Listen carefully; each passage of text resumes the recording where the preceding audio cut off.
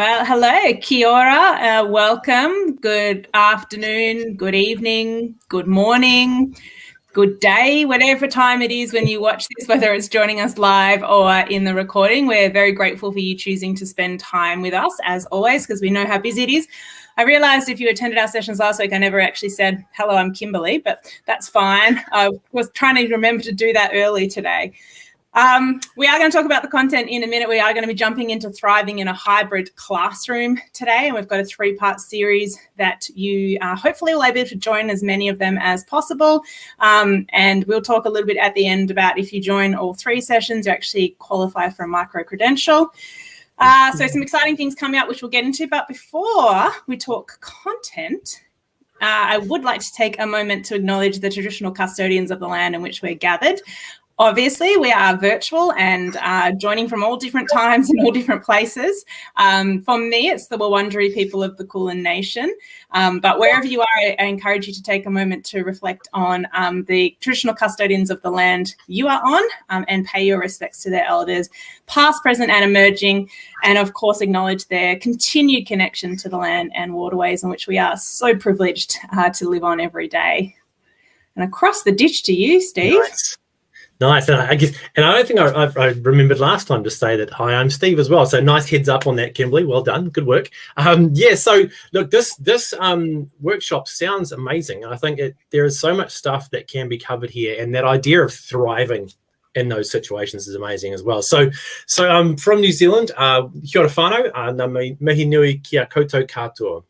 Kia papatua nuku tēnā koe, ki te whare tēnā koe, ki te tupuna tēnā koe, tēnā koutou katoa tihei muriora. So welcome everyone here. Welcome to the land you sit on, paying respect to your tupuna, to your elders who have gone past before, to allow you to be where you are today. So welcome everyone, and I hope today is really, really useful for you and looks really exciting to be part of. So take it away, team. Awesome. Thanks, Steve. And yeah, Steve and I both are part of the Google for Education team. We don't mention that either. Maybe we should talk about our introductions next time, Steve. Yeah. But maybe not while we're live in the session. That's notes for next time. I'm liking it. Good. Okay. So we are really privileged to be able to provide this professional learning opportunity for you. And we have a great team of presenters. They're going to talk about, this thriving concept, because we have all been immensely challenged in education over the past, I think it feels like about 18 years, but I don't think it's actually been that long. I think it's 18 months in particular. Everybody has been innovating, iterating. I've almost forgotten the most cliched term. I think a lot of it is just sort of learning as you go, really, isn't it? Yeah. It's sort of, I hear a lot of people talking about it as realistically, at the beginning it was crisis teaching. It was, what do we do? Yeah, and I think we've come a long way from that. Although I think we do have a bit of crisis teaching happening still, because we are changing. Like every day it changes still. So we're really hoping from this series that we can look at, the future in a positive light and think about how we can take some of that best learning from the last 18 months forward, and hopefully continue to thrive in who knows exactly what the future looks like, but some sort of new space for education that hopefully enables us all to see each other face to face as well at points. And kind of taking the really good stuff that it's forced us to look at, sort of having to think about what can we take forward that's been really great, and what can we kind of go, no. Yeah, that's right. Absolutely. So Steve and I would happily sit here for the next hour and a half and talk like this, but I don't think that's what we're supposed to be doing. So we might hand over now to our facilitators for today's session. So we have Mr. Chris Hart. I was going to call you Christopher. I don't think I've ever called you Christopher, Chris, so I don't know why I would have decided just then to call you Christopher. We have Summer, who is not on. Oh, there's Summer. And Jim as well, who are joining us. And you guys will do a much better job of introducing yourselves than I will. So I think maybe this is time where you magically remove us from the screen, because that stops us talking. Thank you, Kimberly. Thank you, Thanks, Steve. Kimberly. Oh, I love that banter. So good. I mean, they're just awesome educators, both of them, and completely undersold what they do. But I know they've been supporting tens of thousands of teachers across the world to get the tools and resources and networks they need to go from that kind of crisis teaching into our thriving, which is what we're here for today. Absolutely. So we're going to get started. We're really excited to share with you and to explore this idea of thriving. And given that we have been in survival mode for a little while now, we want to kind of reimagine this moment to help us become even better learning designers. So how do we thrive in this space, which is hybrid? And we're going to explore what we mean by hybrid, because there are a lot of different interpretations of that. But just to kind of give you some context of the 3 webinars that we're running. So one every other week for the next today, and then 2 more. If you have also joined our STEM webinars, which we started last week, then they're running every other week. And some of you, I know, I'm really excited, are going to come to all 6, which is brilliant. So in the Thriving in a Hybrid Classroom micro course, we're looking at, firstly today is this yellow bubble, the first principles of learning design in a hybrid classroom. So we're going to kind of dig into the theory a little bit, because that's really important. We're not just here to talk about tools, although the Google tools are fantastic. We really want to make sure we talk about the theory and the pedagogy. In our second webinar in 2 weeks' time, we'll be deep diving into instructional design through technology. So really looking at how we design learning experiences, which are maybe more focused on knowledge and skills acquisition, and maybe about learning some of the fundamental knowledge that you need to then further explore. And then in our last session, we're going to look at putting the learner at the heart of inquiry. So how do we actually give some gradual release of control to our young people so that they can take more and more control in their learning and have a greater sense of their own agency. So we're really excited. If you complete all 3 webinars and you complete it's not simple, I shouldn't say simple, but the quiz, it's a very, I don't want to say exam. Like, I don't want people to freak out and think there's an exam. There's no exam, but there will be a form at the end with some reflection in there. And if you complete that, then we will be awarding you a micro credential. So if you're not sure what a micro credential is, it is a really important emerging part of the education ecosystem, where we recognize small courses like this and small learning experiences, small in number, not in scope. They're still very important learning experiences, but you'll get a badge, and that will be linked to say what have you learned about in this course, and it's something you can put on your Twitter or on your LinkedIn or your CV, wherever you want to put it, just to recognize that you've taken on this additional professional learning experience. So we're really excited to be able to provide you with a micro credential around thriving in a hybrid classroom. So in terms of the learning outcomes for today, whenever Summer and I and Jim and this whole team, including Kimberly and Steve, when we get together to talk about learning, we're all passionate educators. We've all been teaching or in the teaching profession for a long time. And even though some of us now work in technology more specifically, we're always at heart educators who think about learning design. And one of the ways we always think about learning design is, what are the outcomes we want to achieve? Whether or not we'll achieve them all, and whether or not every single person will achieve them is debatable. But this is what we're aiming to do. And we always split it into 4 lenses. And the reason we split into 4 lenses is that allows us to really understand the different aspects of learning, which are really important to our learners. And in this case, hopefully to you. We know as teachers that we help young people to develop knowledge. That's a really important thing. We love knowing more stuff, and knowledge is power. But we know that we also help to develop mindsets, skill sets, and tool sets. And the reason we often use this language is that the knowledge set you develop in, for example, I should have maybe said, my background is in teaching French, Spanish, and design, and Summer is in humanities. That's right. Yeah, it was. Yeah. Business, almost- geography, history, design as well. We're like a Venn. We're like a Tom's Venn. We're a Venn diagram. Is that when someone leaves my year 10 French lesson, the knowledge that they have picked up is often really specific and wouldn't transfer. But some of the mindsets, skill sets, and tool sets, although they might have unique nature to them in different subjects, are actually really transferable. So this is a useful thing when we're talking about hybrid learning design, and indeed when we're talking about learning design full stop. The idea of being able to express what knowledge we're hoping our young people develop, the mindsets that they adopt, the skill sets that they practice, and the tool sets that they put into their toolkit is a really powerful way for us to see learning growth. And we know that learners will grow in each of these different sections. So for today, the knowledge set for this particular webinar is a deeper understanding of what we mean by a hybrid classroom and some of the underlying design principles. And then and the knowledge set around examples of some awesome Google technologies as enablers in hybrid classrooms. The mindset we're going to ask you to adopt is a learning designer. So really thinking about yourself as a designer of experiences, because often in hybrid learning particularly, and we're going to explore this, we may be learning in different times. So we're synchronous, asynchronous. We may be learning in different spaces and places. So we're really designing learning experiences. We need to, I'd love you to adopt the mindset of a creative and critical thinker. Everything we share with you comes from practice. And although we keep up to date with research and evidence and are really passionate about understanding the art of teaching and the science of learning, we do know that we bring a practitioner's eye. So we want you to bring a creative and critical thinking eye to everything we talk about.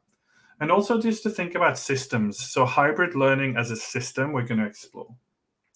One of the skills we're going to get you to do is really identifying opportunities and challenges for you in your context.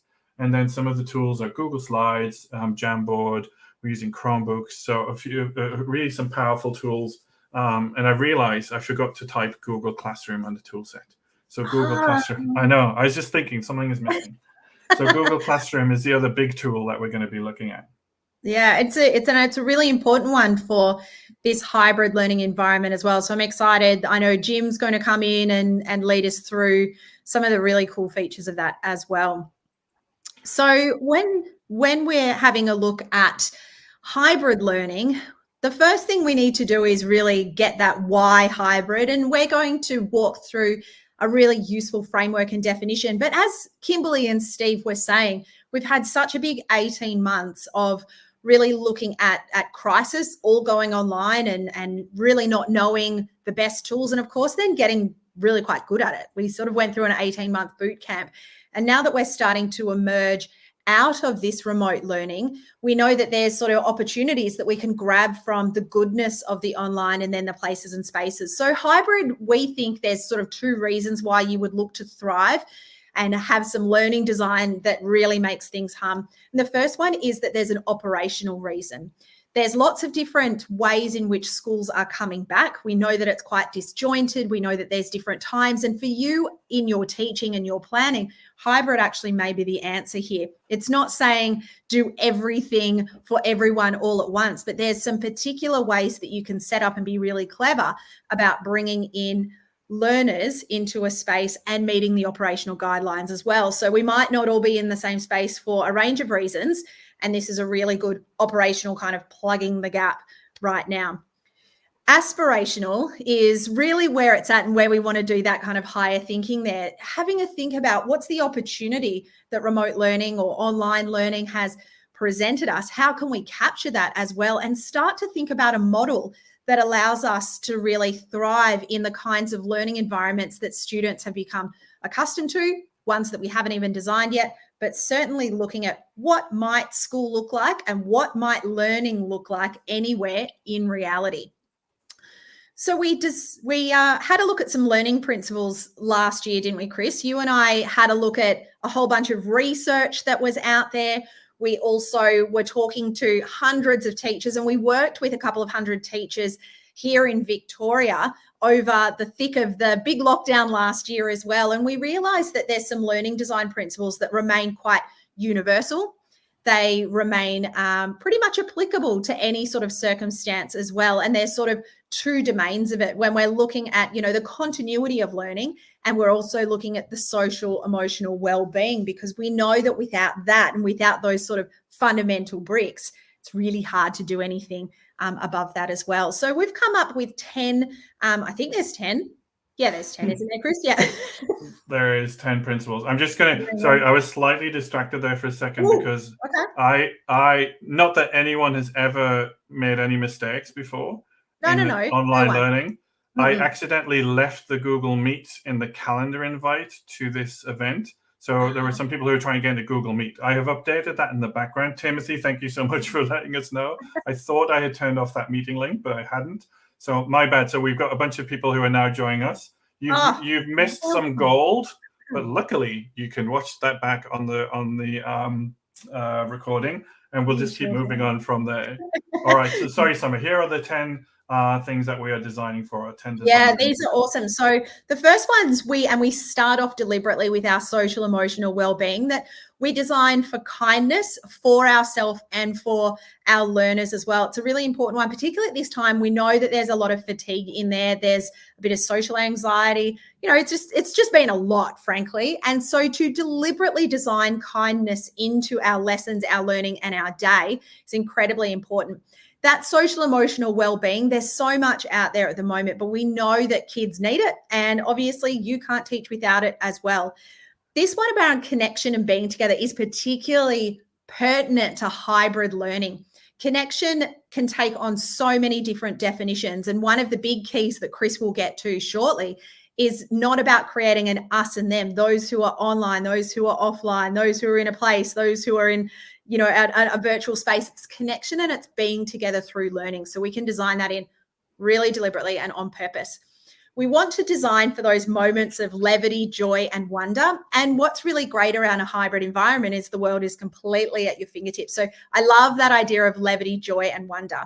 It's a really important one. And again, this isn't then going to happen by accident. These are purposeful foundations of design that when we get this right, we know that there'll be engagement, we know there'll be learning, and we know they'll be thriving. And our final 6 really have a look at, I guess, some of the operational things, right, Chris? But we're looking at the transparency, the measurable outcomes. That's incredibly important for us to think about. The why are we doing this? How are we doing this? And what is it that we're doing or not doing? The phases of learning as well, looking at some of those building blocks, how we can see those learning progressions. Equity of access is incredibly important here. I think equity is probably the big fundamental thing that we have seen really arise from remote learning. And I've just been working with some principals in the Northern Territory, and they released their 10-year education strategy 2 days ago. Equity and engagement are at the heart of that as well, which leads us to the 8th design principle, multiple pathways. So there's different points in getting from point A to point wherever. How might we build that into any kind of learning? But of course, we're looking at this through the lens of hybrid learning today. That voice, choice, and responsibility of our learners, so exciting here, how we can actually amplify that or unleash it. A lot of our students in lockdown learning said they loved that choice, that responsibility, and that dialogue that they were having with their teachers too. And of course, number 10, which is so important for us as teachers to make those professional judgments, that we need the signals of learning growth. We need to understand what assessment looks like. We need to understand reflection and that conversation, which we know leads into the connection, etc. They're all kind of tied in together like a bigger Venn than you and I, Chris. It is a huge Venn diagram. And I think that what we really want to do over this whole course is to spend a little bit of time reflecting on these design principles and the hybrid model that we're going to share now or share in a moment, and then really look at the practicalities. So what we don't want to do is just say, this is how you use Google Jamboard. And while Google Jamboard is amazing, and we're going to show some great ways to use that, it must be based within our principles. And by the way, I just wanted to point out that these design principles, again, come from practice, come from research, they come from we're incredibly privileged to work with hundreds of thousands of teachers maybe, but Yeah. it comes from their practice. And it also, I mean, my wife teaches French in the kitchen at the moment from year 6 to year 12. So I know Sounds exactly what delicious. it's like. It is delicious. Oh, she doesn't quite do it in that way, but she should do more of that. Oh, Making yeah, some yeah. beautiful More French flan, food. more croissant, for sure. Exactly. So, but it is based in practice, and we are open always for reflection and challenge, and would love you to look at, drop things into the chat and say, actually, I'm not sure what that means, or I disagree with that, or yes, absolutely, that strongly with me. So we have got the design principles as a PDF in Google Classroom, and we're going to give you all of the resources, so you've got access to them. So you can look at that and kind of over time think about it and critique it. And we would love to hear back in your thoughts on the design principles as well. So Summer, I think in terms of driving questions, these are some of the driving questions that we have. And we're looking at, how do we build an engaging and equitable hybrid learning environment? We're looking at that idea of, well, how do we understand what the enablers and the opportunities of hybrid learning are? And then how do we build community in a hybrid environment? So I'm going to take us now through a kind of a bit of a model for that. I'm so excited for this. Oh, well, me too. And again, we want critique. So get into the chat and tell us, what you think. As again, this is all based on practice and research combined. What we do want to do is just share this little quote for you, because we're talking about hybrid learning, but what do we actually mean? And in fact, there are tons of different models of hybrid learning in that it could be, I have some students who everyone is at home and they're using technology to connect. Oh, everyone's at home and some are using technology to connect and some don't have technology, so I have to find other creative ways of connecting with them. Or I'm running a class in school, and this for Victoria, the state opens up tomorrow. It'll be really interesting to see attendance and things like that. Are you going to have all of the kids in your class in front of you for those classes who are in tomorrow? I know my year 11 is in. That's all I'm thinking about. So are you going to have some students in class and some students at home? Are you connecting out to lots of different experts? So there's a whole kind of piece around what the different logistical setups of hybrid might be. But what we're interested in is this idea of, how do you have a strong, unified culture in your learning environment? And we're almost talking about whatever that is now. It's not necessarily a physical classroom. And that people don't feel, oh, I'm getting a better deal when I'm face-to-face than when I'm online, or vice versa. And what we're really interested in is, how do you get a strong, unified culture with tons of diversity in it, so that every child basically can access learning in the widest possible sense, no matter what their situation is. Just to pick up on Priya's comment there, all of the resources will be in Google Classroom. We're going to give you the link really soon to Google Classroom, and we'll also follow up with an email with the resources as well. So let's have a look at this model. Now, at the moment, it is blank, but that's okay. So what we've done is we've tried to break it down into, what are the characteristics, what are the enablers, and what are the opportunities of a unified and diverse, which might sound oxymoronic, but it isn't, a unified and diverse learning culture. And based on what Summer talked about, so the idea of social and emotional well-being and continuity of learning as two lenses to look at this, we've color-coded these. So yellow is more about continuity of learning, and red exterior is more about social and emotional well-being. Caveat: anytime you take anything as complex as learning and try to put it into a beautiful, complex but not complicated diagram, simplex diagram, it is a challenge. So we know that this isn't perfect. We know it's not, we know there are things in here, but that we've deeply thought through this, shared it with our teacher friends, got lots of feedback on it. And so we're really interested to share this with you. And again, take your feedback on it and look at this as a living kind of model. So some of the things we're thinking about when we talk about characteristics are things like synchronous and asynchronous. And it's almost the most obvious. Like, is this synchronous, i.e. that learning is happening at the same time? So it could be in face-to-face, it could be live over video. or is it asynchronous? Is it happening at a time where the learner might choose when they're going to learn? This webinar is a perfect example of that. We know we probably get about maybe 25%, 30% of people will turn up live, and everyone else watches it later. So which is great, by the way. And it does raise the question of, is it a different experience? Maybe it is a different experience, which is actually why we're using Google Classroom, because that helps us in the asynchronous space. So we're thinking about time, but we're also thinking about space and place. And what we want you to do is to consider space and place in the broadest possible terms. So we might be talking about a digital space. So for example, the space we're in, where we're just using video and chat, that's a space. That's a digital learning space. Your classroom might be a place. It has a physicality about it, but also you might want to be connecting to someone who's at the zoo. I know that's one of Summer's favorite things to do, is to work with Melbourne Zoo and to actually connect with some of the keepers there and do some brilliant learning in a different place using a digital space. So there's a really interesting kind of model to think about. What are the different spaces? What are the different places? Because with digital space, we can connect to many other places. If we're in a single place, the classroom, that maybe become a little bit more difficult, but we can use digital to connect outwards.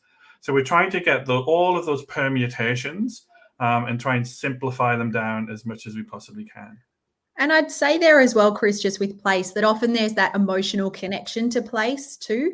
So to be thinking about the actual place in which things happen, we're also looking at that sort of attachment from learner to teacher, and of course that sense of safety and belonging as well. 100%, absolutely. So moving on for our last characteristic, this idea of flexible pedagogy.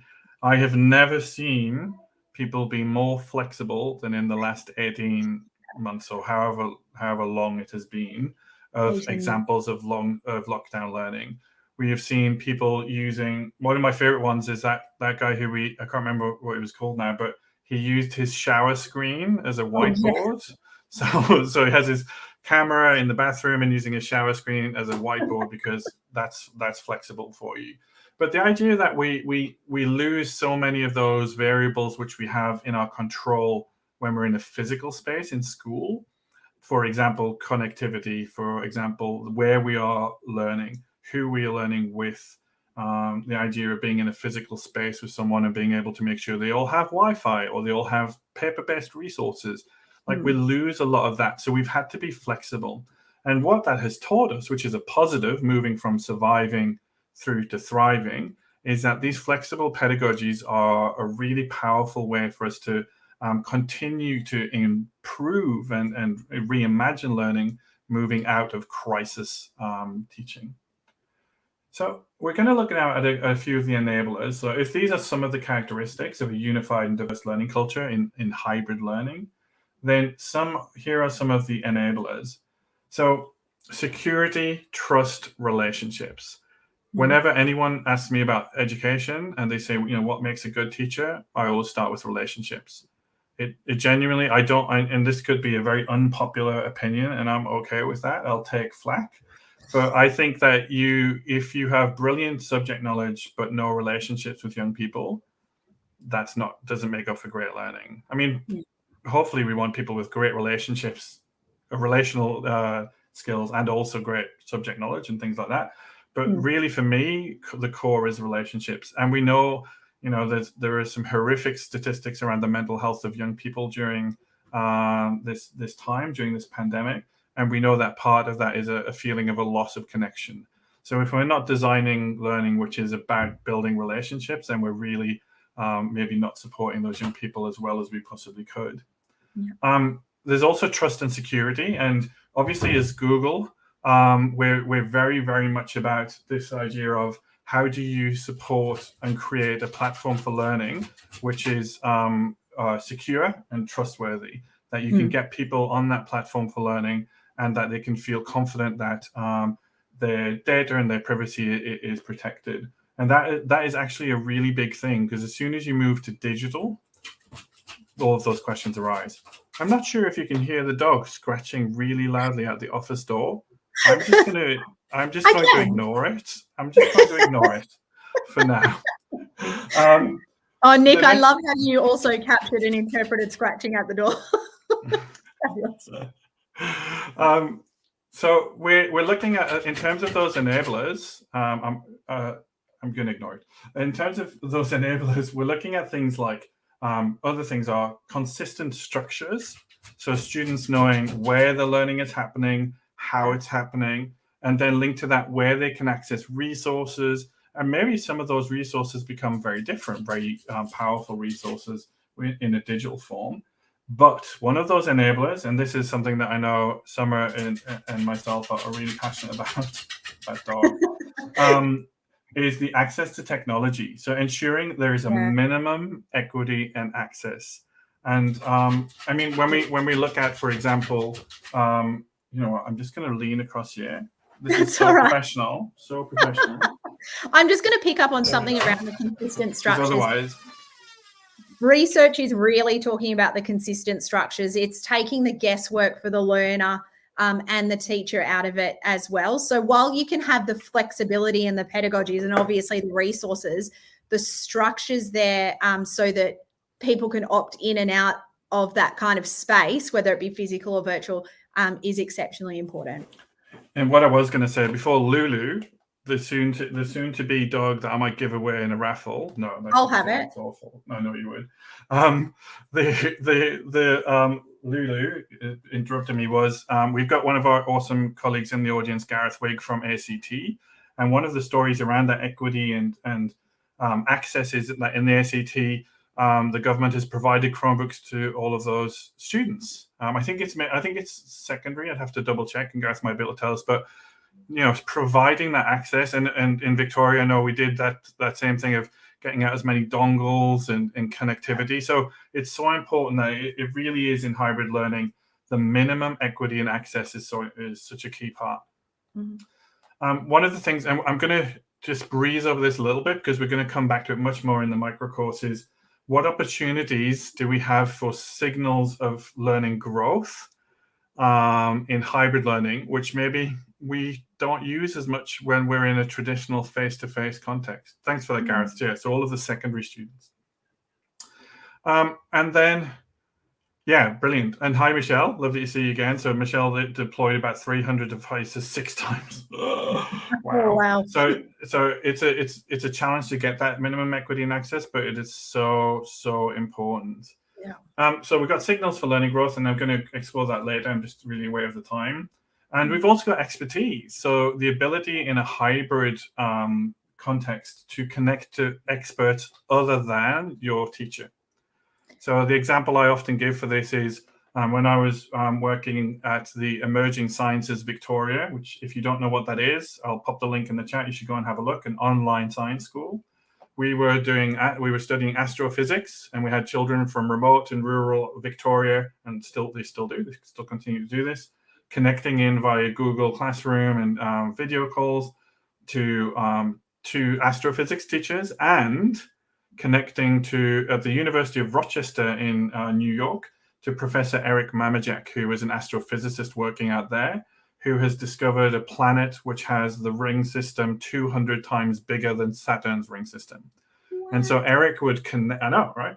Eric connected in with this class, and he's like sharing data. He's explaining to the kids how he uses a radio telescope and to figure all this stuff out. And he actually, at one point, had just downloaded a bunch of data from the radio telescope, put it into a Google Sheet, and then shared that sheet with the kids. And so the ability to connect to that expertise, one caveat is that when you do connect to an expert, is that oftentimes you will find that they love working with young people and they want to be in all of your lessons. All of the time. Yeah. All of the time. I'm like, no, thanks, Eric. That's we've done enough now. But there's so much potential out there to connect our young people through hybrid learning, and it's a wonderful enabler. Sorry, Chris, to jump in there. I was going to say there's lots of asynchronous expertise as well, you know, with different TED Talks and things that people have been doing for years and years, but deliberately weaving those in. And I also want to give a hat tip to say the expertise of the teacher as well, the operational expertise of the teacher. So that's where some of the flexible pedagogies, but Chris has said their relationships, yes, and the expertise there in teaching and content expertise. These are all enablers of really high quality hybrid learning. So it's really important that we acknowledge our own expertise as well. And we're not talking particularly about the TPAC model or anything right now, if you've heard of the TPAC model. So the idea around technology, pedagogy, and content knowledge as another Venn diagram. There is a theme, Summer. Great, Ben. But that idea Really of good. the importance of expertise in technology and expertise in content and expertise in pedagogy. And also the one thing I always think is missing, by the way, from the TPAC model is a big circle around the outside, which says building relationships. Yeah. And so but relationships. Those people who, rightly or wrongly, and absolutely no judgment on them, who maybe had neglected that technology part of their expertise, but who were amazing pedagogues and amazing content knowledge experts, but who had, because they didn't need to, I guess, hadn't really engaged so much with that technology, that has absolutely been turned on its head in the last 18 months. So that development of expertise outside of the class, connecting to expertise, but also connecting and developing the expertise of the educators as well. All right, opportunities. I'm just going to bring these up, and we're going to explore all of these as we go through the course. But I just realized how quickly time goes, right, when we get excited. I love that what this is showing is kind of a future, almost like why this is a good idea, not just the how to, but what it might result in if it's done well. So we're looking at things like, and next time, so in 2 weeks' time, we'll be looking at rich data. So what is the kind of data that is created in a hybrid learning environment, which maybe you don't get in a face-to-face kind of traditional environment, and how can we exploit that? So we've got, I think Steve, in fact, is coming back from Google to share some stuff around how you can identify and extract useful data and then visualize it through some dashboards as well. So that's really exciting. I'm looking forward to that. The idea around agility, which again links really strongly to those flexible pedagogies, but our capacity to change what we're doing and to redesign what we're doing as we're going, there's a real opportunity to be a little bit more agile in there and to break down some of those structures which maybe confined us more previously. Growing equity, because I think minimum equity and access isn't enough. I would love to see growing equity and really develop, a real focus, and that's from governments, not just from schools, but to really the opportunity of hybrid learning to allow people to access learning much more effectively. And one of the examples which just blows my mind, by the way, is that in Google Meet. So if I know some of you were in Google Meet before. Some of them were there, yes. You weren't supposed to be, my bad. In Google Meet, just coming through now, and I'll have to check for I'll find out for us when those kind of release dates are, is, we've had live closed captioning for a while. So a teacher could be talking through something, or a student, by the way, and it'll be live closed captioning. The artificial intelligence in that is getting better and better. It makes lots of mistakes still, but one of the things that blew my mind, especially as a linguist who spent many years developing my capacity in languages, is live translated captioning. So I might have a teacher who is, doing a demonstration or an explanation for a student who is potentially has English as an additional language, or I might be working internationally or whatever it might be. I can use that live translation captioning in Google Meet to allow those young people to access that learning and break down some of those barriers to equity. So that for me is, one of those opportunities where you think this is almost magic with the technology. Yeah, that's awesome.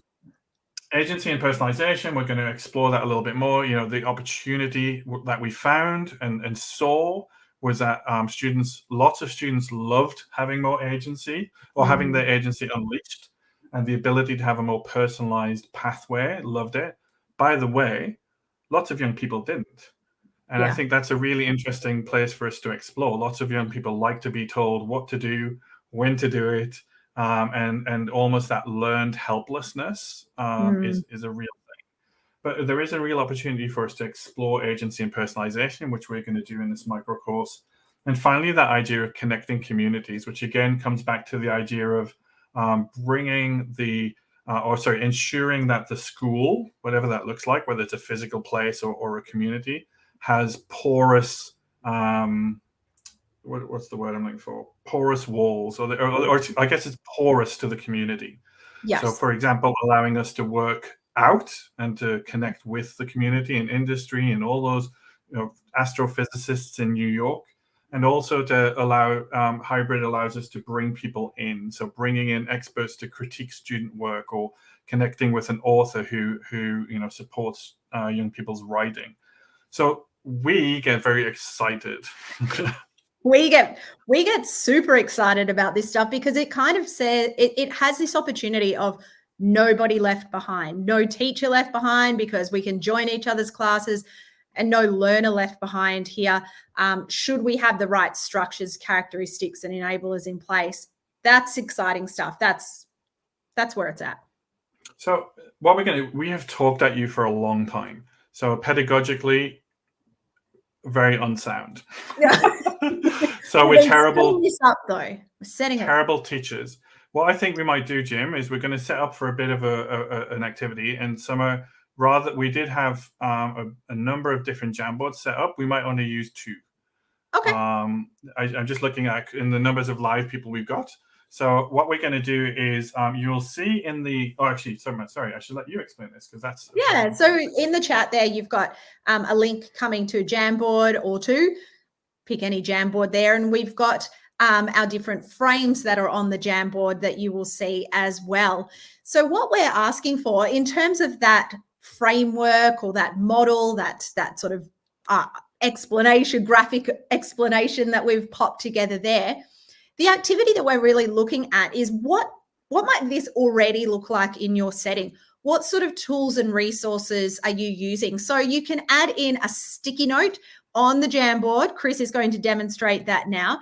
And all we're looking for there is your expertise here. How might we build a little bit of a toolkit of thriving in this hybrid environment, not from a base of 0, but from a base of 1 and above, from what you've already been doing across your career, and particularly across the past 18 months. So you might have some really great insights, maybe even a little story or anecdote about how communities became more connected or more engaged in that educative process as a result of some learning that you've done. Now, remember that we are trying to look at a hybrid environment. How is it that we've got some of these things that might exist in just one environment or just another, but are there examples where you've had to do this, where things have been a little bit more blended or a little bit more hybrid there as well? So Chris is really showing you there how we put some post-it notes or sticky notes on these Jamboards. Again, all we're wanting is to really kind of ring your brains of all of the different ways that this looks like, sounds like, feels like in a context that you're already working in. And we're really interested in the kinds of tools that you're using to bring this to life as well.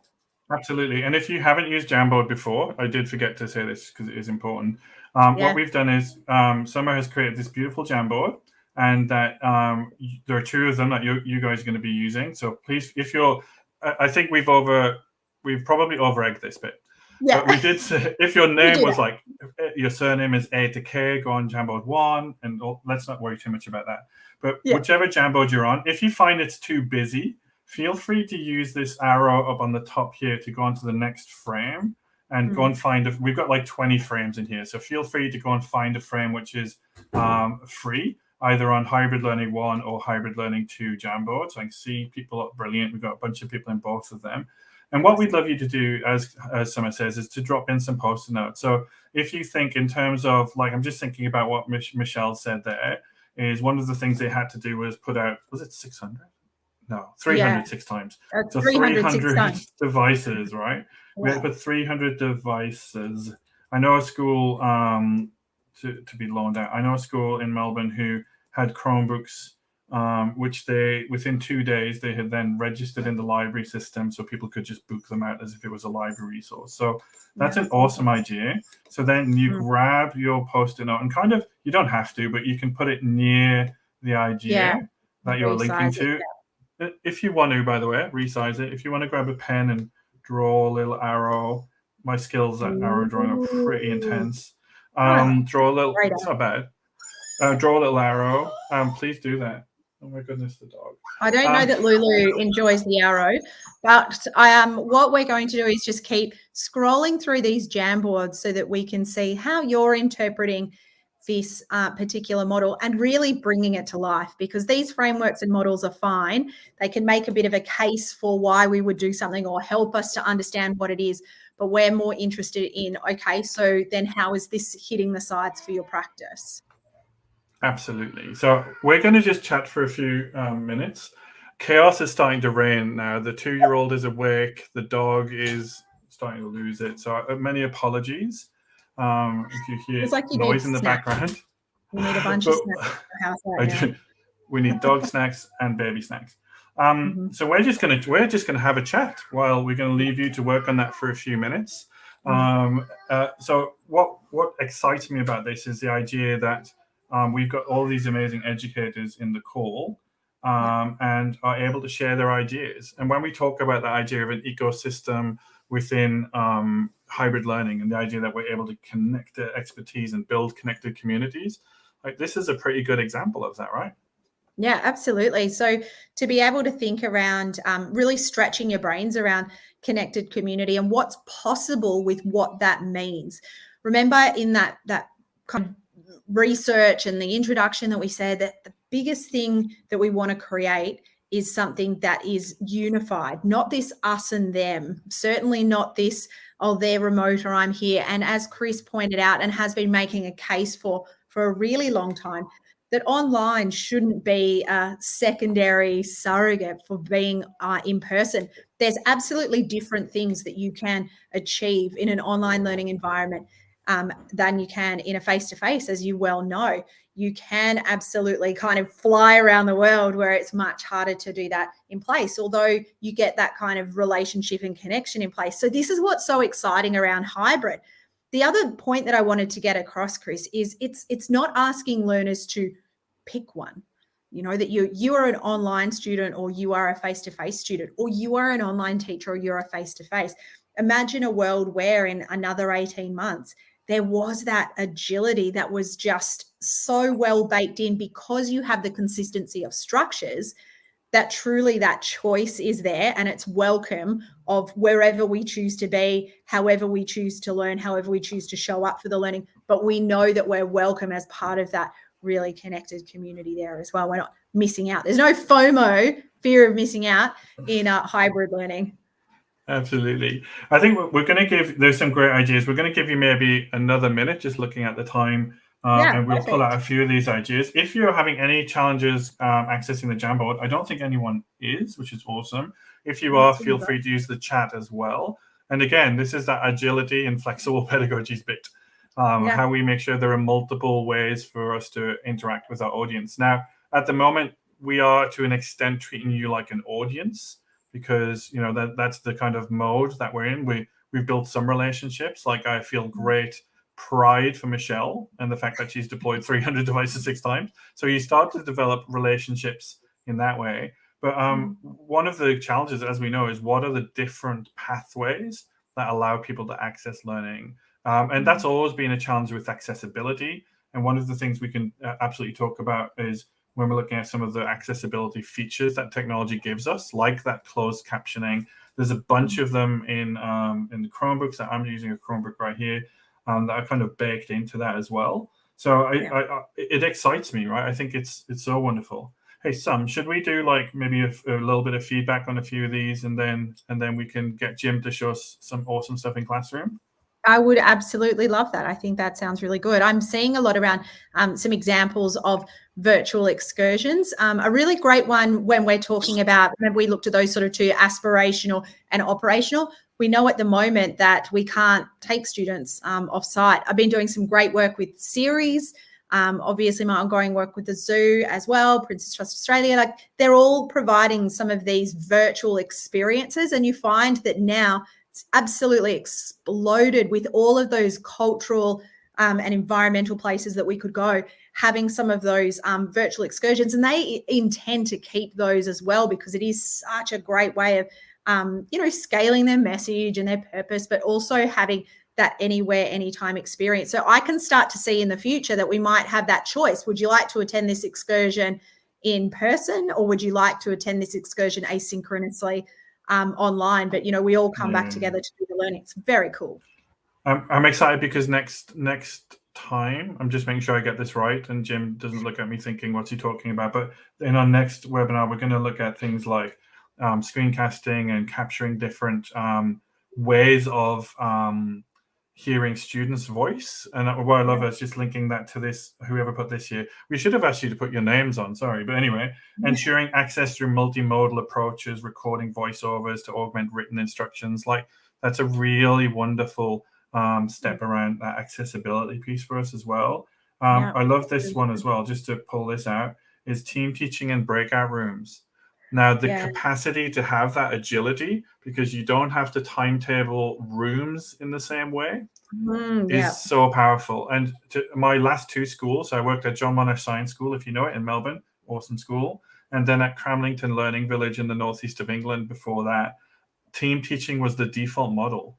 So I know I'm not going to go on about that, but for me, team teaching is the greatest experience. Like, even what we're doing here, and we're able to kind of pick up on each other's expertise, even disagree, do different things. Like, it's such an awesome opportunity there. So well done, whoever put in team teaching and breakout rooms for us. It's very cool. And there's two things that I want to pick up before we move on as well, Chris. You've got there signals of learning growth. I mean, even having a look at this Jamboard right now, it's a signal of moving from levels of understanding and moving forward as well. We can see that there's a real proxy for engagement, right? That we're seeing that people are able to take on board an instruction and respond to that as well. And what I really like about Jamboard, there's lots of these sort of collaborative tools, but it's nice and safe for our learners as well. I mean, you can see that consistency and structure. I can't lose myself around the place. There is that consistency, and it's nice and simple for us to be able to have that kind of safety in there as well. So even by design of this activity, we can see some of those enablers and characteristics coming to life. Fantastic. And bilingual teaching, like, I am loving that straight away. That's obviously very, very close to my heart. We're going to put these Jamboards into Google Classroom, and we'll resend through the link in the post event email so that you've got access to come back to them and maybe have a look at some of those ideas. And we're going to go to Google Classroom very shortly. But what we want you to do is to ensure that you feel like you're part of a connected community. Is we would love you to, sorry, I was losing Google Classroom. I think Jim's going to do the screen share on this anyway, but I'll bring it up for a second. Is we've got this Google Classroom, and which a lot of you have already joined, which is fantastic. If you haven't, don't worry. We can get you into it now, and we can get you into it afterwards. Is to use this to talk to each other, to share those ideas, to ask questions. Has anyone done this before? Or I want to try this thing. Do you think it's going to work? So please, please, please feel free to use that Google Classroom at any time. So, and this is an important thing around the spaces in which we set up as well, and the constant consistency of structures. So I love how Jim's got all sorts of ways that we can really harness and take advantage of setting up our spaces. A lot like when we're back at school and we've got all of our Pinterest teachers that are putting all of their sparkles up. Jim's like the sparkle putter upper of Google Classroom, right? Absolutely. So what we're going to do is, Jim, I'm happy to drop out as you come in, and I'm happy to make sure that Taryn and Nick swap over when they're ready, and let you do a little bit of this, sharing your screen around Google Classroom and how that might support this hybrid model. I'll stay here with you, Jim. I'll stay. Oh, good. Well, hello, everyone. And thank you, Chris. I'm going to add my screen. There we go. Hopefully that still works and looks okay. This is great. I'm actually really enjoying what we're talking about. My job is really to come in and just talk about what's happening and how we can apply some of what we've been talking about into Google Classroom. I will say to you that I recognize and see all of you who are using Google Classroom all the time. So if at any time you feel like you want to contribute, I would love for you to share in the chat ways that you're doing this and ways that you're activating your students using Google Classroom. So Summer, let me just say that this is we have a lot to cover, but I'm going to try to just sort of summarize it because I love that Jamboard activity we were doing. First thing I want to say to you when we get into Google Classroom is that you can ultimately customize this. So it's always important that you think about, how do I customize my classroom for my class, for my students, and of course for what who I am. One way is to really do that is to get into that settings menu there in the background and click on some of the things that you want to make sure you're doing. Here is classroom. Like, so anytime I add class work or any assignments, do I want that to appear in the stream? That's that home page. And then we also maybe want to change some settings in here. Maybe release students for how they can contribute at the start. Maybe we say only teachers can. And then we say, okay, now only students can comment on what I'm doing. And once we've established that culture in our classroom that, where we can post and there's responsibility, we can then release this whole classroom that students can post and comment and all that. So that is all happening in that settings menu. I recognize that some of you maybe have never used Google Classroom. So I maybe just want to showcase that it's really split up into parts. You're seeing the view of a teacher, and teachers and students will be able to see the stream. The stream is really just that flow of conversation, and that the stream is really where you can put things in there and you can take things out of it, right? So it's very, I want to say it, but I'm saying it anyways, Facebooky. Go ahead and try to interpret that, Taryn. How do you spell that out? So very sort of like, what do we, I don't know how you take that for what it's worth. And but I really love to use the stream for really activating it. We call that the learning commons. Like, how do we get all our students into a space where we can share and learn from each other and use some of those enablers that you were talking about before. The up here is another way to go into classwork. So classwork is where you put assignments. I've added a couple things in there for you to be able to take a peek at that you don't have to do anything with. So don't feel like you have to do that New York assignment, but we'll talk about that in the next time we meet, I think. Nice. And I've added some classwork, some sample ideas that I'm going to go ahead and go over right now. All right, so just giving you an idea, you can see other students that are in here, and only teachers will see the marks, and ultimately that is the grades. Okay, so if I go back here to stream, I've added a few things in there that I think is really great to just encourage student interaction. The most common way, I think, of using the stream is really just to use this as a way to kind of communicate and share. Maybe this example here, just like Happy Monday, this is what we're doing this week. Feel free to, jump into this meet at 10 o'clock. Many of you have been using Google Classroom in that way. And so that's good. That's a good way to do it. Adding announcements and things like that is also good. You can come in here and also ask questions like these thunks. So, just something to activate their brains, get them ready for learning, really, while you're taking attendance, get them to start thinking or even start writing. I love this one. What if elephants ruled the world? What changes would we see? A lot more peanuts, perhaps. I love this other one. What color is air? I was a teacher in the Central Valley of California, and my answer to that was always brown. But this is there's some great ones in here. If you click on this link, it takes you to this really cool SlideShare. Have you used SlideShare recently? SlideShare, they just have a ton of them in here, and you can just sort of grab one and use them. What's nice about this is that if you're going into that SlideShare, you can come up here and then create some right off the bat. So I'm just going to put some words in here. And you can actually schedule to release them out. So you can just sort of front load that for your week. So you don't have to do it all right now. You don't have to do it I forgot at 8 o'clock in the morning. I forgot to post this thing. Sorry, that just means Taryn's time is almost up. That alarm. So in here, anyway, so you get the idea. You can add some of those thunks in there, and I love it. I think that that's a really fun way to just gets kids thinking. Down here, I've added one that I was really inspired from Trevor McKenzie. You know that guy? He does a lot of stuff around inquiry. And I love it because on his Instagram, once in a while, he'll post these, what do you notice? What do you wonder? What do you know? Just basic thinking routines.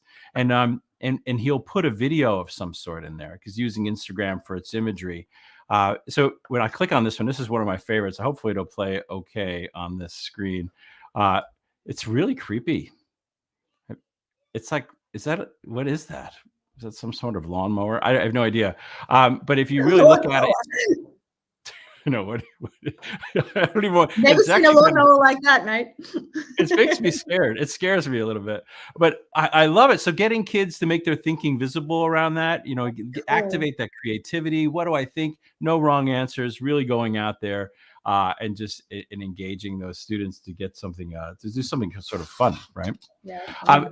There's lots of other examples in here for what you can use this for. Like I'd like how are you questions. Really just sort of starting off the week and developing that relationship that Chris was talking about. Just, what's going on? How's it going? But, that whole how are you thing isn't always the best. How are you is not the best question in the world. So I put a link in here to a website. Oops, I put it in the wrong spot. Let me just go up here and maybe that'll work up here. There we go. Don't copy and paste what I put in there. There we go. And that, these are 20 questions that you can ask instead of just how are you. So really getting students to go in here and, what surprising thing have you been stocking up on? And I love how some of these are a little bit dated, right? Hopefully no one's still stocking up on toilet paper. I hope. You can do you, right? Do you. I'm not judging. And so I love this. So there's lots of ways to just sort of activate these kids and just really look at their well-being, as we mentioned before, for what we're designing for. Okay, building those relationships that I think we also mentioned. Another thing that I would think for as a teacher, as a teacher of teachers, for me, I'm always really interested in using the stream to give you an opportunity to be seen. And so you just like I've asked you to post into the chat, like what ways are you using Google Classroom? I want to offer that in a classroom, in a Google Classroom as well. So what do you know that you want to share as well? Share your expertise into this space so that way we can learn from you, comment back to it, ask questions about it. And so as you sort of, as I mentioned, as you release the access to stream, you will be encouraging our students throughout that time to when I open this up for you, I want you to be able to share things about what you've learned and what you know and where you come from and things like that. Because as we know, we always want our students to be able to see themselves reflected in our curriculum, but we also want to be able to create opportunities to see through a window and of course enter into other people's worlds through a sliding door. So this using that stream can be for that with the right questions and the right prompts. Okay, so that's right. The stream. I really think that I'm really curious actually how you're using the stream, and is there anything that you think you would like to share around using that stream to activate our students? In the class, one of the things, Jim, I was just going to say is that stream is like it nudges other students when the work of their friends is visible. So it's a nice way to make the learning, really accessible and to have those artifacts on display that might often be in a book or behind a laptop or something like that as well. And that goes to our sort of personalization and that agency part, which I really love. And of course, there's got to be a lot of trust that's in this as a teacher, and you've obviously built there too. So I'm loving this. Keep going. Yeah, no, I think that trust is so important, right? We can't just release everybody into this space because those kids that we want to hear from that aren't raising their hand or unmuting, this is that opportunity for them to share. And no matter how we're creating that trust with our students, we want to give them places to be able to comfortably share about their experiences, about their people, their place, and things like that, right? We jump into classwork. We can do the same thing with classwork. As many of you know, if you click on this button up here as a teacher, you have different things that you can share. So assignments or quizzes and questions. Material is a very good one for me to be able to just share resources. So if anything, so questions are also very good. So if you go in here and choose question, this one here uses a Google form, whereas this one is just a simple question. And you can come in here and just say, how does the week look ahead for you? And just give them some examples that they can just click on and say, yeah, I'm ready for it. By the way, I need some help. Same thing with this other question is, how are you feeling at the start of the week? I'm awesome, mediocre. I need to talk to you. And these, when you go into this and I hit edit, it's really important in some cases to turn off that students can see the class summary. So we would want to turn that off for a question like this. But you can imagine there are some questions that we want our students to be able to see the summary. We want that thinking visible, so that way when students respond, they go, oh, I didn't think about that. I should do that too, or whatever it might be, especially if we choose, instead of multiple choice, we choose a short answer. And being able to let everybody see those answers can be used in good in some cases. Okay, when I'm in here as well, so here, respond only with an emoji. That's a great one. I put this little link to my favorite, Emojipedia. Spell that out, Nick. Emojipedia. But there's great, Google extensions for just grabbing an emoji. I will tell you this, Summer. I went to a restaurant once, and the menu was in emojis. That was weird. Whoa. I'm more focused, I think, both of us being in Melbourne. I'm like, you went to a restaurant once? Tell me more about that. Exactly. But I do think the emojis are important, because sometimes, we might not have the words or the literacy, and we want to kind of get the emotion out there as well. So I know there was kind of a bit of a movement of emojis for good. I'm a fan. I'm a big fan of that, like visual literacy as well. Yeah, what's interesting is, for many years I was a very anti-emoji person, and now I love it. Now I'm definitely the guy in like professional emails that's putting a smiley face. It's odd, Okay. but and a wink and a winky wink. So look, this is great. These are great ways for you to add any sort of classwork, or any activating, getting kids to share, and getting kids out the opportunity to sort of feed back and feed out to each other. If I come up here and I go to create, let me just choose an assignment for an example. There are opportunities in here to differentiate those assignments. So I could come in and, I'll just call this an assignment just for lack of creativity. But I can come over here and I can click on this and then choose one of you to receive, or a group of you to receive that assignment. So if I've grouped up students, I can just choose those kids in the group.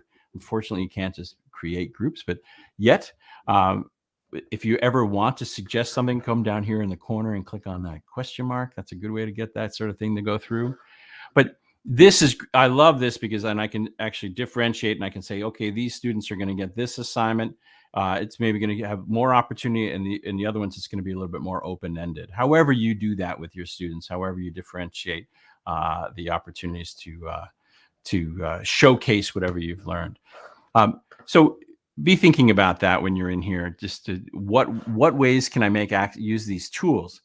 In addition, when I'm in here, there, when I click on this, let me see if I can do this. You might not here. If I go here, when your students are sharing or asking questions about particular assignments, there are two different ways for them to do that. And I often encourage students to ask here in the assignment, here at the bottom, I ask them to ask public questions there. Questions that sort of challenge the assignment, or questions that we think others can benefit from. That way, when I'm in here, that we all can see, hey, that's a great question. And I always find, as a teacher, it holds me more. It's not more accountable. It just holds me super accountable, especially when somebody points out, hey, there's an issue I have with this. And I love it. I think that's a great way to do it.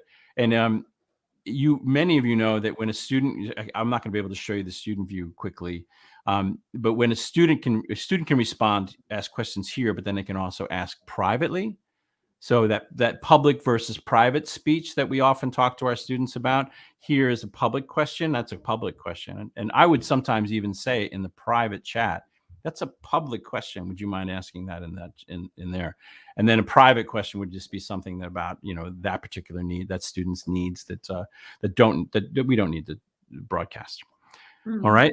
So it's good stuff in there to be able to play around and use the tool. There are so many teachers across the world that are using Classroom, of course, across Australia and New Zealand, but beyond as well. And hearing if you just go online and just sort of follow some of those Twitter channels or whatever, Twitter chats or whatever it might be, you'll just see so many great opportunities to learn more about this. And I think if I have time, I just want to share one other thing when it comes to customizing your channel. You can see your Classroom. You can see up here that it was you, Summer, Chris, but that's a beautifully designed header. I love that.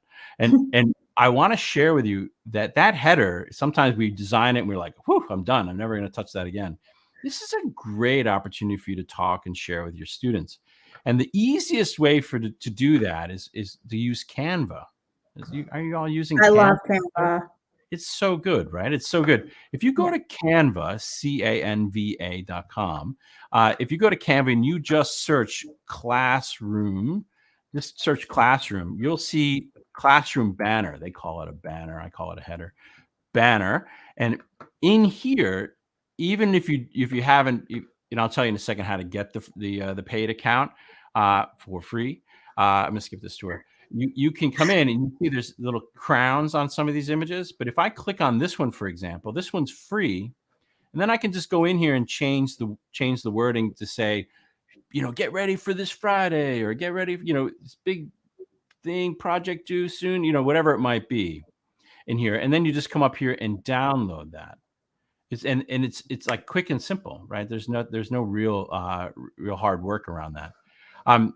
But then also I will let you know, and maybe I'll put this in the chat. Can I do that? If you click on this button, if you go to canva.com for education, I'm going to be Chris here in a moment and post that into the chat.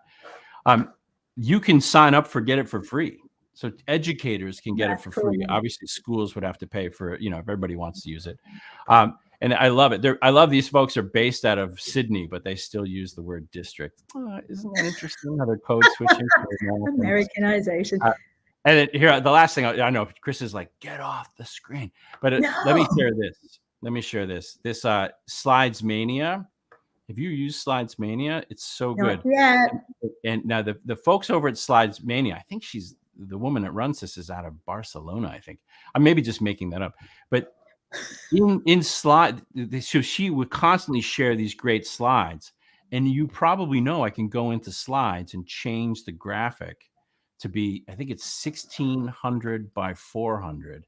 Did you remember that? A Google Classroom header is 1600 by 400. And in Slides Mania, she includes all these cute little icons that you see. Maybe Chris is using here. So it's really great that you can go and grab these slides, get some of these cool graphics, and then just customize that for your Google slide that you can download as a graphic. Did I go too far? Perhaps I did. Perhaps I did. No. But I was sitting here thinking, you've got synchronous, asynchronous, you've got a learning commons that's a space, but the way that you have set that up makes it a place for learning, a go-to. I've got the trust in there with the private, with the public. I've got the consistency of the structures. We can go into the access and the technology, of course, but that personalization and that agency that you've put in there as well. And it's clearly a connected community. So we've got so many things that are hitting the sides. I mean, almost all of them. It's, again, as Chris was saying, it's not just this is going to do it on its own. It's that nice combination between the instructional core, right? Like the content, the teacher, and the learner, and all of them ticking along really nicely together. I love the way you summarize that up, Summer. Makes me sound so brilliant. I love it. I'm going to jump off, let the both of you get back to business. It's good seeing everybody. We'll see you next time. Thanks, Jim. That was really awesome. I appreciate your insights and expertise always. Hey, thanks, Jim. We're going to do one more example and some really practical things and give you a couple of resources which we want to share with you. And like you, I was looking, as Jim's presenting, I'm kind of ticking off these circles in our model, just thinking, that's helping us with that. That's helping us with that. I'm going to share with you just to kind of, again, using some thinking tools, using some rubrics around growth and skill development, and using Google Classroom to give us a synchronous/asynchronous, can work either way. Very much focused on how do we see learning growth. Sorry, the dog is, anyway. How do we see learning growth? What are the signals for learning growth? And then this idea around agency and personalization to ensure that young people understand how they're growing as learners and how to own that, how to actually take responsibility for that learning. So yeah, that's really nice. And I want like the data part in there. I know we haven't talked too much about data and we're talking rich data, but that data that will come from these growth ladders and the bits you're about to share with us, students owning that choice, voice, and responsibility, the dialogue you can have, the growth, the learning. So strong. And we're going to deep dive into data in the more traditional sense next time, and generating that rich data. But you're absolutely right. The data that we generate just through interaction and dialogue is immensely powerful too. So in a few minutes, what I'm going to do is give you a couple of resources which we love to share, because we love to share. One of the things that really frustrated me for a long time was this idea of how do you help to get students' brains on the table. So what I'm just going to do is pop my Chromebook up there. There we go. And what I'm sharing with you right now is something called a thinking canvas. Okay, now that is a term I made up. I mean, I didn't make the words up, but I kind of put them together to say, how can I have a space where a blank-ish canvas, but maybe has some structure on it, where I can show and help students to show their thinking in a digital format. I used to spend so long like cutting out cards and doing those kind of kinesthetic mix and match activities. Like I love doing that, and I think it's such a wonderful way. There's some great research from Professor David Leake at the University of Newcastle upon Tyne, back in England, called Brains on the Table. And it's all about how do you help students to get what's in their head out of their head and onto the table. Well, this is just a digital table for us to do that. So what we're going to do is we're going to give you the link to these in a minute. If you did the STEM course last week, you've already seen these. Hopefully you've had a go at using them. Let us know in the chat if you have. But these thinking canvases, there are bunches of them. I'm not going to go in great detail right now. I'm just going to take one out and show you how I'm going to use it. But we've got like connect, extend, question. We've got see, think, wonder, which we did an example of last time for the STEM webinar. We've got scene, senses. We've got all kinds of stuff in here, all kinds of good stuff. Go and have an explore. But what I'm going to do is take this one, which I've now lost. No, here it is. Okay, so I'm going to take this one, which is just a really simple cause and effect diagram. So what I want to do is I'm going to, firstly, I'm going to copy this slide. So on my Chromebook, I'm pressing Control-C, or I'm right-hand clicking and pressing copy in the menu, if that's what you want to do. So I'm going to just copy this slide. I'm now going to go to slides.new, and slides.new will open up a blank slide deck for me. So it's a little shortcut if you want to use that. Great shortcut. It's a great little shortcut. Works for docs, works for sheets. So just sheets.new will give you a new spreadsheet. So cause and effect. Now, cause and effect. All right, what I'm going to do now is to paste in my slide from the other deck. So I might go right-hand click and paste. And just keep the original styles because I want to do that. I might close the theme so you can see it a bit better. Now, what I've demonstrated before in the STEM webinar was what I could do is duplicate, so Control-D. I could duplicate this and have one slide deck with like 25 or 30 slides in it, and all of the students could be in that one slide deck together on their own slide and kind of editing and that, and I can see their learning, which is awesome. I'm not going to do that today. I'm actually going to do it slightly differently. I'm going to have just each child is going to have their individual slide deck, and you're going to see why. Because what I want to do is I'm going to do a cause and event, and let's take, for example, and this is very contentious but very interesting. What I might do in here is so Australian bushfires. Okay, so many people have really suffered through this, so it's so important that we take the time to really understand the cause and effect. So Australian bushfires, but this of course could be anything, whatever works in your context. So the event was the Australian bushfires of 2019. Let's take those ones. Or actually, well, it could be any year. Let's do 2020. It could be whatever you want. It doesn't really matter. But basically, what I want the students to do is to critically consider what are the causes and what are the events. What are the causes and what are the effects connected to this event? Now, if I want them to reflect on their critical and creative thinking skills, I want to give them some kind of rubric to be able to do that. And so this is the other resource that we're going to give you, is this one called Growth Ladders. Now, we didn't share this one in the STEM webinar, so it's a new one. What we've done is we've taken the Australian general capabilities, and there are some examples, because I'm in Victoria, of the Victorian capabilities, and we've broken them down. So if I go, for example, and we're going to give you this, so please feel free to use it as much as you can, as much as you want. That's so generous. So good. No, we have to be kind to each other, right? So let's say, for example, what I've done is I've taken what does it mean to be a critical thinker, and I've given some examples of what that might look like what are some of the characteristics. Now, already this is helpful for kids. So what I might do is grab this, copy it, and put it in as just a reference for my students. So they've got it there to understand, okay, when I'm doing this cause and effect activity, these are some of the things I'm trying to do, like seek to understand, I'll keep original style, seek to understand connections. I want to be aware of bias. I want to analyze and evaluate.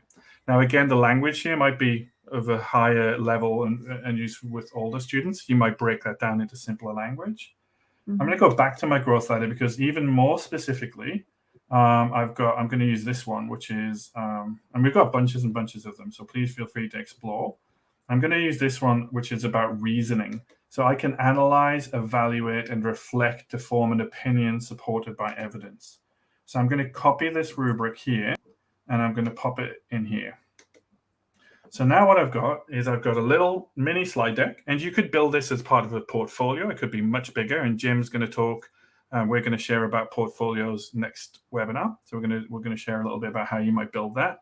And what we do is do not link. Is we're kind of here building a little. It is an assessment activity, right? It's a signal of learning growth activity, trying to understand how students are improving their reasoning, without going into like the.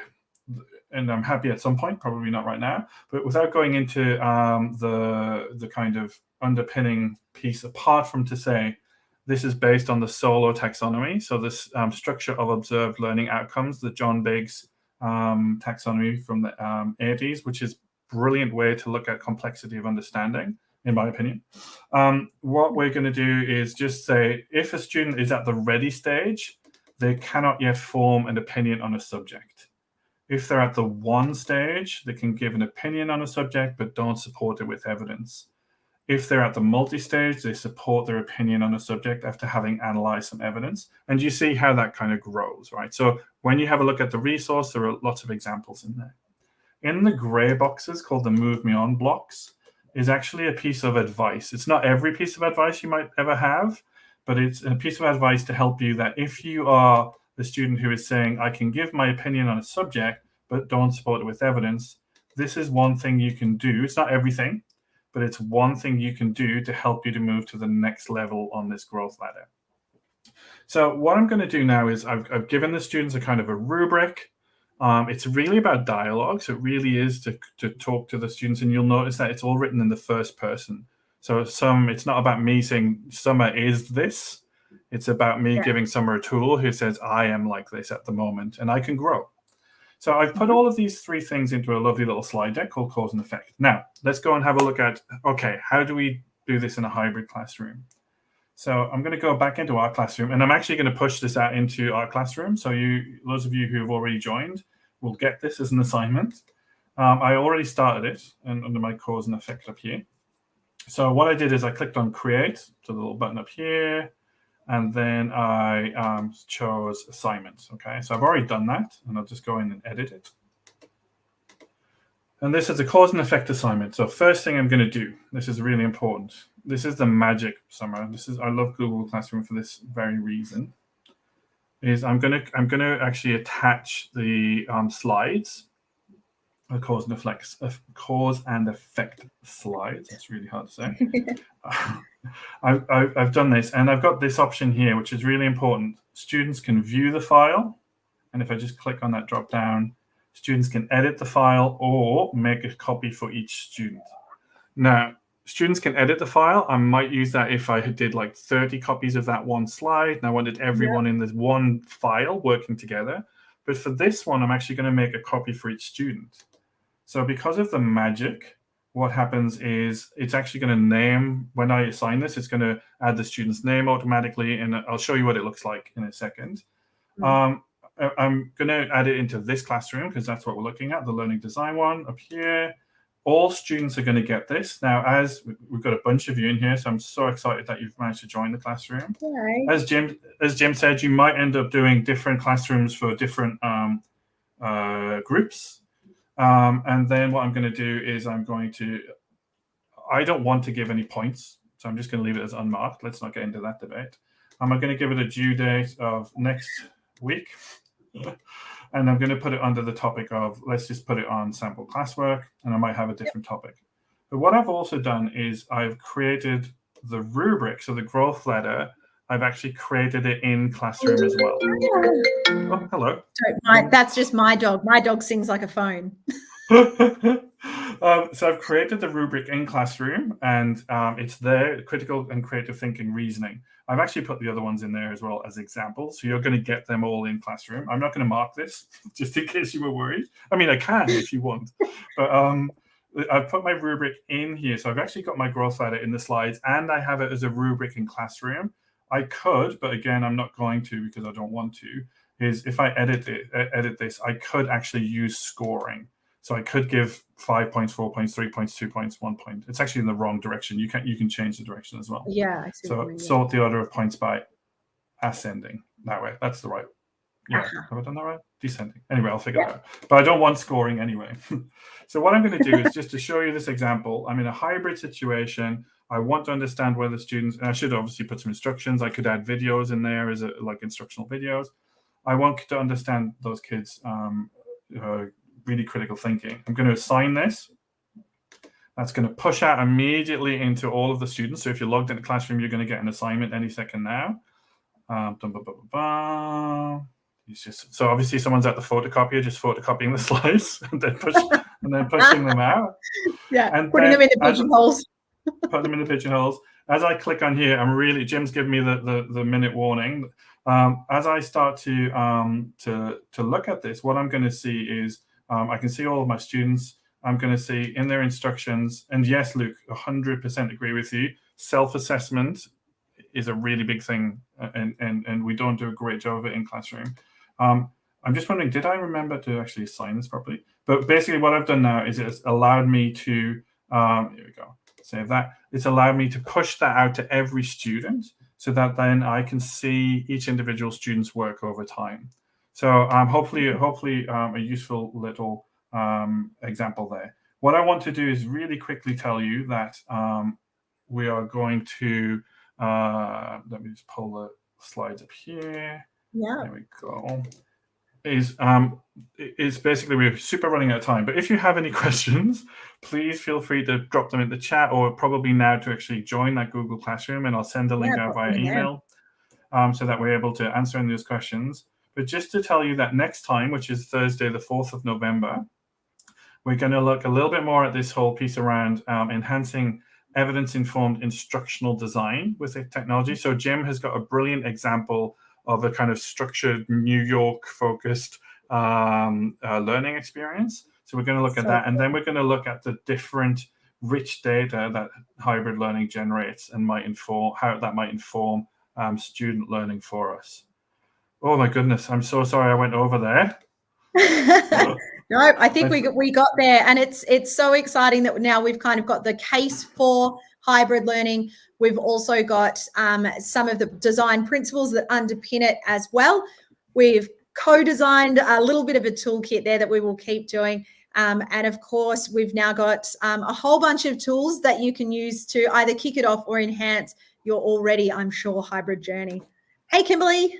Hey, you guys are, well, you folks are pretty amazing. And everybody who has stayed and watched this whole thing, you are truly amazing, because it is, especially in Victoria with our staggered return to school that's happening at the moment, it is a little bit chaotic, I think. So, you know, huge kudos to all of you for spending your time with us this afternoon. And thank you so much, Chris, Summer and Jim, for fabulous insights. Thank you to everyone who engaged in the chat as well and in the classroom. We definitely are all very much about, like, how do we continue the learning as much as possible. So please do that. And coming back in 2 weeks, Chris? Yep, really excited to see you in 2 weeks. Unless you're doing the STEM and social innovation course, in which case we'll see you next week. All right. Big And you can thanks watch it down on here to demand. Taryn. Thanks to Taryn down there and Nick for joining us. Do we do the awkward wave outro? Surely. Yeah, I feel. we Okay, have to thank wave. you. Thank you so Do much. we wave when we see people in real life at the end of this? Do we keep Yes. waving? Bye, everybody. Right, Okay. cut it. Cut it. Bye, everyone.